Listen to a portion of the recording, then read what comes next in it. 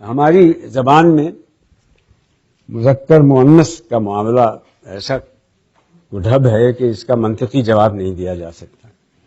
میں کھانے پینے کی چیزوں کی بات نہیں کر رہا ہوں کہ دہی ایک علاقے میں کھایا جاتا ہے اور دوسرے میں کھائی جاتی ہے. عام لفظوں کی بات کرتا ہوں. اسی چیز کو حقی صاحب نے ایک انتہائی لطیف طریقے سے ایک مضمون میں بیان کیا ہے. ایک لفظ درد اس مضمون کا عنوان ہے. میری چھوٹی سی بھتیجا تہمینہ نے ایک دن سوال کیا، چچا جان درد لڑکی ہوتی ہے یا لڑکا؟ میں نے کہا لڑکا. وہ بولی کیوں؟ میں نے کہا درد اٹھتی نہیں اٹھتا ہے اور اچھی ہوتی نہیں اچھا ہوتا ہے. اس نے حجت کی کہ درد کو لڑکا کیوں کہتے ہیں؟ وہ شاید کہیں درد کو مؤنث بولتے سنائی تھی. میں نے کہا اس لیے کہ وہ شریر ہوتا ہے، تنگ کرتا ہے. لڑکیاں تو شرارت نہیں کرتی، وہ تو تکلیف نہیں پہنچاتی، آرام پہنچاتی ہیں نا. وہ بولی مگر تکلیف تو لڑکی ہے اور آرام لڑکا.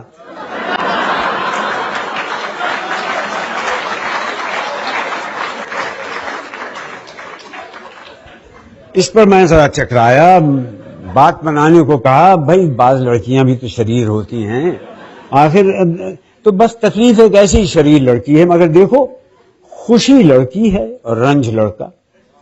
اکثر اچھی اچھی چیزوں کو لڑکی ہی بنایا گیا ہے. اس پر وہ کچھ سوچ میں پڑ گئی، پھر بولی اچھا تو ان چیزوں کو لڑکا اور لڑکی کون بناتا ہے؟ میں نے کہا بولنے والوں نے بنایا ہے، جیسے اللہ میاں نے کسی کو لڑکا کسی کو لڑکی بنا کر بھیج دیا ہے. کہنے لگی وہ تو اس لیے بناتے ہیں کہ بڑے ہوں گے تو ان کا بیاہ ہو جائے گا. تو کیا درد اور تکلیف کا بھی بیاہ ہو سکتا ہے؟ اس کی منطق میرے لیے خاصی ٹیڑھی کھیر بن گئی تھی. پہلے تو میں فقط ہنس دیا ذرا مہلت لینے کے لیے کہ کوئی نکتہ سوجھے تو اس کو کچھ بتاؤں. کچھ نہ کچھ تو مجھے کہنا تھا. میں نے کہا ہاں ہو سکتا ہے، بلکہ ہوتا ہے. جسمانی درد کا دلی تکلیف کے ساتھ جوڑ لگتا ہی ہے، دونوں ایک ہی ذات کے ہیں. تہمینہ پوچھنے لگی پھر کیا ان کے بچے بھی ہوتے ہیں؟ میں نے کہا ہاں ضرور ہوتے ہیں. آہیں آنسو کراہیں سبکی سسکی.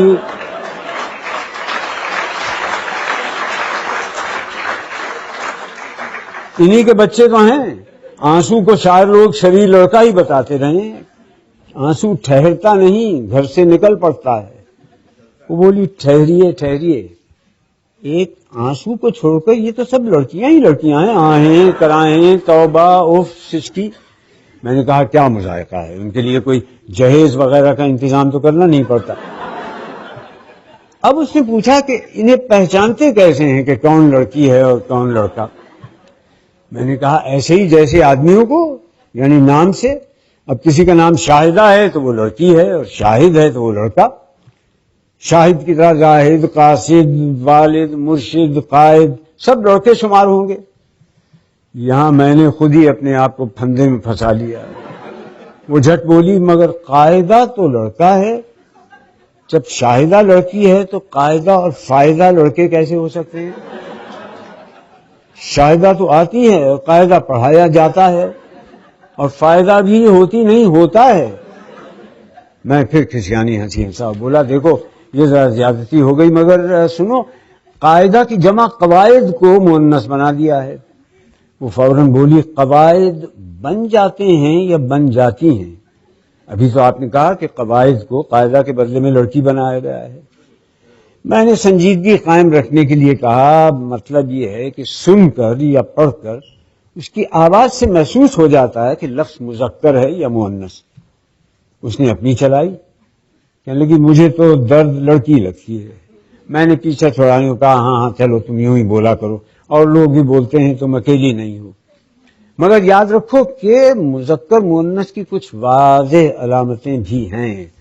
مثلا یہ پر ختم ہونے والے جتنے لفظ ہیں تم دیکھو گی مؤنث ہوں گے، اور الف پر ختم ہونے والے لفظ مذکر، جیسے امی ابا، نانا نانی، مرغی مرغا، کنگھی کنگھا، بکرا بکری، تمہاری چچی میں تمہارا چچا. تہمینہ پھر سوچ میں پڑ گئی. بے حد حجتی واقع ہوئی ہے. بولی تو بھائی کو بھائی کہنا تو غلط ہوتا، بھا کہا کروں اور آپا کو آپی، مگر یہ تو بڑی گڑبڑ کی بات ہے، کیا دھوبن کو دھوبی کہوں اور دھوبی کو دھوبا؟ میں نے بات کا رخ بدلنے کے لیے کہا دیکھو بعض لفظوں میں جو آخر میں یہ آتی ہے یہ ان کے پیشے کو ظاہر کرتی ہے، جیسے دھوبی، درزی، نائی، قصائی، بساتی، کبابی۔ بولی تو یہ سب آپ کیا کہتے ہیں مؤنث ہیں، اور ماما آیا کیا کہتے ہیں مذکر، تو آیا آئی کہ آیا آیا؟ وہ پھندے پر پھندا ڈالتی جا رہی تھی، مجھے ایک ضروری کام یاد آ گیا، میں نے کہا ابھی تمہیں یہ باتیں سمجھانا بہت مشکل ہے۔